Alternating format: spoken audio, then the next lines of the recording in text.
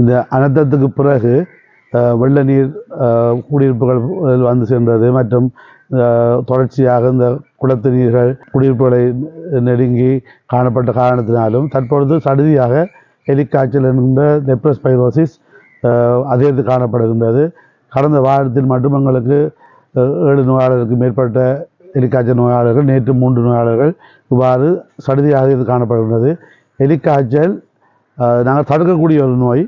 இது இந்த நீர்நிலைகளோடு தொடர்புடையவர்கள் அல்லது தொழில் ரீதியாக வயல், குளம் அல்லது ஆறுகள் அல்லது இந்த வெள்ள நீரில் தவிர்க்க முடியாத காரணத்தினால் வெள்ள நீரில் பட்டவர்கள் அல்லது இந்த காயங்களுடன் நீர்நிலைகளில் நடமாடியவர்கள் இதை தடுக்கக்கூடிய அளவுக்கு எங்கள்கிட்ட அந்த டொக்ஸிசைக்கிள் என்ற மருந்து மாத்திரைகள் காணப்படுகின்றது.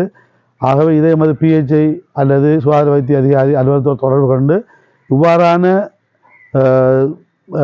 தொழிலில் ஈடுபடுபவர்கள் இந்த மாத்திரையை முன்னெச்சரிக்கையாக ப்ரொபைலாக்சிஸ் டோஸாக பெற்றுக்கொள்வதன் மூலம் இந்த நோயை தங்களுக்கு வராமல் பாதுகாக்க முடியும். அத்தோடு இப்படி இந்த நோய் அறிகுறி காணப்படும் போது தொடர்ச்சியான காய்ச்சல், உடல் வலி, கண் சோப்பாதல், சக்தி இவ்வாறான அறிகுறி காணப்படும் இயன்றளவு விரைவாக வைத்திய ஆலோசனை பெற்று அல்லது ஹாஸ்பிட்டல் தந்த சிகிச்சையை பெறுவதன் மூலம் தனது உயிரிழப்புகளை தடுக்க முடியும் என்பதை அன்பாக கேட்டுக்கொள்கின்றேன்.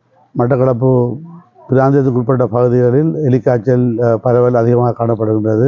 இந்த வருடத்தில் நமக்கு